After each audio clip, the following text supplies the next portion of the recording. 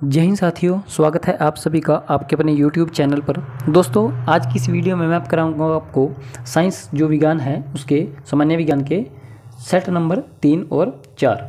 ठीक है दोस्तों, सेट नंबर 3 और 4 मैं कराऊंगा। पहला और दूसरा सेट मैं इसको करा चुका हूं जो अग्निवीर के लिए है। दोस्तों, इससे बाहर साइंस के क्वेश्चन नहीं आने वाले हैं। अगर आप इसको ध्यान से पढ़ेंगे और पहले खुद से आंसर देना है, क्वेश्चन पढ़ना है, 4 में से एक आंसर होगा वो आपने आंसर देना है और उसके बाद मेरे आंसर से आपने टैली करना है और कमेंट करके बताना है कि आपके कितने मार्क बने हैं दोस्तों। ठीक है दोस्तों, इनमें मैं 30 क्वेश्चन करूँगा जो प्रीवियस ईयर में पूछे गए हैं। तो शुरू करता हूँ दोस्तों।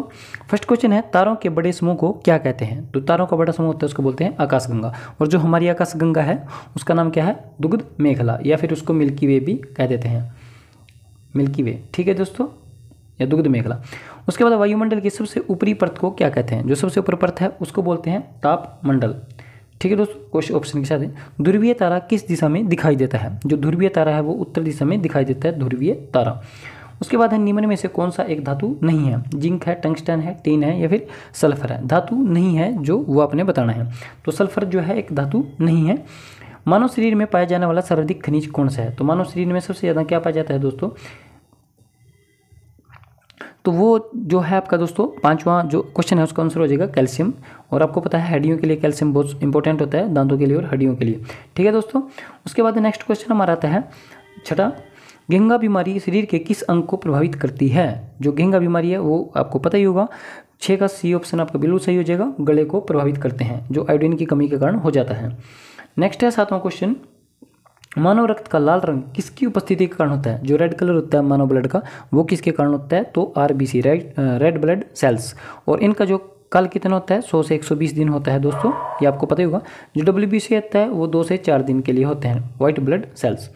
उसके बाद नेक्स्ट, मानव शरीर में कितने गुणसूत्र पाए जाते हैं? तो ये 46 पाए जाते हैं। इसको दोस्तों क्रोमोसोम भी बोलते हैं। एक बार उसने पेपर में दिया था क्रोमोसोम, तो क्रोमोसोम ही लिखा था गुणसूत्र की जगह, क्योंकि इनको इंग्लिश में क्रोमोसोम बोलते हैं। तो अगर जोड़ों की बात करें तो कितने जोड़े होते हैं? 23 जोड़े होते हैं दोस्तों। और अगर इसकी बात करें होते कितने? तो 46 होते हैं। नेक्स्ट, पौधे का जनन अंग किसको माना जाता है? तो 9th का जो ऑप्शन हो जाएगा आपका सी, बिल्कुल सही जवाब हो जाएगा दोस्तों, फूल, जनन अंग, जिससे आगे ये वंशवृद्धि करता है। उसके बाद है, अल्कोहल का अत्यधिक उपयोग करने से कौन सा अंग प्रभावित होता है? तो इसका सही जवाब हो जाएगा आपका लीवर। जैसे दारू होता है उसमें अल्कोहल होता है, तो इसका ज़्यादा यूज़ करेंगे तो क्या होगा? लीवर खराब आपका हो जाएगा। उसके बाद निम्न में से कौन सा मादा हार्मोन है? मादा इनकी फीमेल हार्मोन है, तो इसका सही जवाब हो जाएगा आपका एस्ट्रोजन। ठीक है दोस्तों, एस्ट्रोजन। आयोडीन एक है। आयोडीन क्या है? धातु, अधातु, गैस या जो भी है। तो 12 का जो सही जवाब हो जाएगा आपका अधातु हो जाएगा। और हालांकि ये ठोस अवस्था में पाया जाता है और ये चमकीला भी होता है। प्रकाश संश्लेषण की प्रक्रिया किस प्रकार की होती है? तो ये किस प्रकार की प्रक्रिया होती है दोस्तों? तो ये होती है एक रासायनिक प्रक्रिया। 2 प्रकार की प्रक्रिया होती है, एक भौतिक होती है, एक रासायनिक। तो ये रासायनिक प्रक्रिया है। उसके बाद अगला क्वेश्चन है, घरों में विद्युत धारा का प्रवाह कितने हर्ट्ज का होता है? तो ये आपका होता है दोस्तों कितने हर्ट्ज का होता है? हर्ट्ज की बात करिए इसने, वोल्टेज की नहीं। आपको पता ही होगा 220 वोल्ट आता है अगर वोल्टेज की बात करें। अगर हर्ट्ज की बात करें तो वो 50 हर्ट्ज होता है दोस्तों। पौधों का अध्ययन क्या कहलाता है? तो पौधों का अध्ययन है जो बॉटनी कहलाता है। ठीक है दोस्तों, ये पहला सेट था, यानी कि थर्ड। और फोर्थ सेट की अगर हम बात करें तो इसमें फर्स्ट क्वेश्चन आपका होता है, तो इसका जो पहला क्वेश्चन है, वायुमंडल में सर्वाधिक मात्रा में अक्रिय गैस कौन सी होती है? तो अक्रिय गैस की यहाँ पे बात करी है, न कि गैस की। तो ये होती है ऑर्गन एयर से इसको दिखाया जाता है। निम्न में वायु प्रदूषण से होने वाली बीमारी कौन सी है? तो वायु प्रदूषण से कौन सी बीमारी होती है? तो ये थी आपकी अस्थमा। निम्न में से कौन सा रोग आँख को प्रभावित करता है? पेलाग्रा है, अस्थमा है, गाइट्रा है, ट्रैकोमा। ट्रैकोमा दोस्त जो है आँख को प्रभावित करता है। उसके बाद सोडियम धातु किस में डुबोकर रखा जाता है? तो चौथे का जो सही जवाब हो जाएगा वो क्या हो जाएगा दोस्तों? सोडियम धातु है जो उसको कैरोसिन यानी कि मिट्टी के तेल में डुबोकर रखा जाता है, नहीं तो ये वायु के संपर्क में आने से जो है आग पकड़ लेता है। सर्वग्राही रक्त समूह कौन सा है? सर्वग्राही की बात यहाँ पे ये कर रहा है, तो सर्वग्राही होता है AB।